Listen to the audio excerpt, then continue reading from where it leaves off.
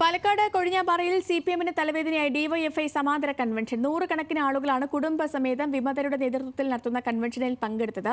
വിമതർക്കൊപ്പം നിന്ന് ഡിവൈഎഫ്ഐ മേഖലാ സെക്രട്ടറിയെയും പ്രസിഡന്റിനെയും നേരത്തെ പുറത്താക്കിയിരുന്നു. പ്രസാദ് ഉടുമ്പശ്ശേരി തയ്യാറാക്കിയ റിപ്പോർട്ടിലേക്ക്.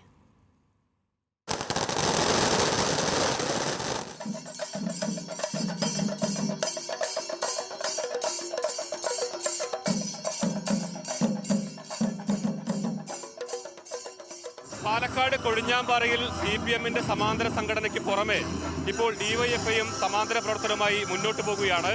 അതിന്റെ ഭാഗമായാണ് വലിയ തോതിൽ നൂറുകണക്കിന് ആളുകളെ പങ്കെടുപ്പിച്ചുകൊണ്ടുള്ള ഒരു റാലി, ഒരു ശക്തി പ്രകടനം തന്നെ അവർ നടത്തിയിട്ടുള്ളത്. നമുക്ക് കാണാം, പുറകിൽ കാണാം, നിരവധി ആളുകൾ, കുട്ടികൾ ഉൾപ്പെടെ നിരവധി ആളുകളെ ഇതിലേക്ക് പങ്കെടുപ്പിക്കാൻ കഴിഞ്ഞിട്ടുണ്ട്. വലിയ തോതിലുള്ള ശക്തിയാണ്, വലിയ തോതിലുള്ള ആളുകളെ പങ്കെടുപ്പിക്കാൻ കഴിയും എന്നുള്ളത് ഭയങ്കര വിജയമായിട്ടാണ് കാണുന്നത്. എങ്ങനെയാണ്? ഉറപ്പായും. കാരണം അവർ വെറും 100-150 ആളെ വെച്ചിട്ട് ഇതാണ് യഥാർത്ഥ ഡിവൈഎഫ് എന്ന് പറഞ്ഞ ഒരു കൺവെൻഷൻ നടത്തുകയുണ്ടായി. അതല്ല കൊഴിഞ്ഞാമ്പാറയിലെ യഥാർത്ഥ ഡിവൈഎഫ് തെളിയിക്കുന്നതിന് വേണ്ടിയാണ് ഞങ്ങൾക്ക് ഇങ്ങനെയൊരു കൂട്ടായ്മ നടത്തേണ്ടി വന്നിട്ടുള്ളത്.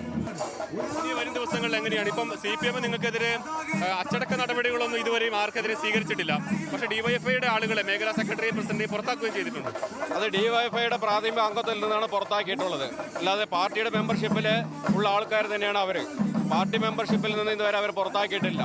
ഡിവൈഎഫ്ഐയുടെ പ്രാഥമിക അംഗത്തിൽ നിന്ന് പുറത്താക്കിയെന്നാണ് അവരിപ്പോൾ സൂചിപ്പിച്ചിട്ടുള്ളത്. പക്ഷെ അതിന് സംഘടനാപരമായി പാലിക്കേണ്ട മര്യാദകളൊന്നും പാലിച്ചിട്ടില്ല. ഇവർക്കൊരു വിശദീകരണ നോട്ടീസ് നൽകുകയോ മറ്റൊന്നും ചെയ്തിട്ടില്ല എന്നാണ് അറിയാൻ കഴിഞ്ഞിട്ടുള്ളത്. ഈ പ്രശ്നം പരിഹരിക്കാത്തതിന്റെ പ്രധാനപ്പെട്ട കാരണം എന്താ? അറിയില്ല. എന്താ പരിഹരിക്കാത്തതിന്റെ കാരണം എന്ന് അറിയില്ല. ഞങ്ങൾ പാർട്ടി സംസ്ഥാന കമ്മിറ്റി മുമ്പാകെ എല്ലാം പരാതികൾ കൊടുത്തിട്ടുണ്ട്. പരാതി പരിഹരിക്കുമെന്നാണ് പ്രതീക്ഷിക്കുന്നത്. അതായത് വരും ദിവസങ്ങളിൽ കൂടുതൽ ശക്തമായി തന്നെ മുന്നോട്ട് പോകും. ഞങ്ങൾ എടുത്ത നിലപാടിൽ നിന്നും ഒരു മാറ്റവുമില്ല.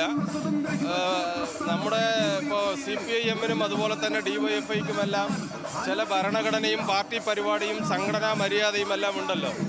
അതെല്ലാം കാറ്റിൽ പറത്തിക്കൊണ്ട് ഇതൊന്നും ഞങ്ങൾക്ക് ബാധകമല്ല എന്ന് പറഞ്ഞാൽ അതൊന്നും അംഗീകരിക്കാൻ പറ്റില്ല. ജില്ലാ സെക്രട്ടറിയുടെ നിലപാട് കൊണ്ടാണോ ഇത് പരിഹരിക്കാതെ? തീർച്ചയായും ജില്ലാ സെക്രട്ടറിയുടെ എല്ലാം മുമ്പ് എടുത്തിട്ടുള്ള അതേ നിലപാടുകൾ തന്നെയാണ് ഇപ്പോൾ ഇത് പരിഹരിക്കാനാവാതെ പോകുന്നത്. അതാണ് അദ്ദേഹം പറഞ്ഞത്. അതായത് CPM-ന്റെ ജില്ലാ സെക്രട്ടറിയുടെ നിലപാട് കൊണ്ടാണ് ഈ പ്രശ്നം പരിഹരിക്കാൻ കഴിയാത്തത് എന്നുള്ളതാണ് പറയുന്നത്. എന്തായാലും ഇതിന്റെ പുറകിൽ ഡിവൈഎഫ്ഐന് സമാന്തര പ്രവർത്തനമാണെങ്കിലും ഡിവൈഎഫ്ഐയുടെ കൊടിയെല്ലാം തന്നെ ഉപയോഗിച്ചുകൊണ്ട് വലിയ തോതിൽ അവരുടെ ശക്തി പ്രകടനം നടത്താൻ ഡിവൈഎഫ്ഐക്ക് കഴിഞ്ഞു എന്നുള്ളതാണ്.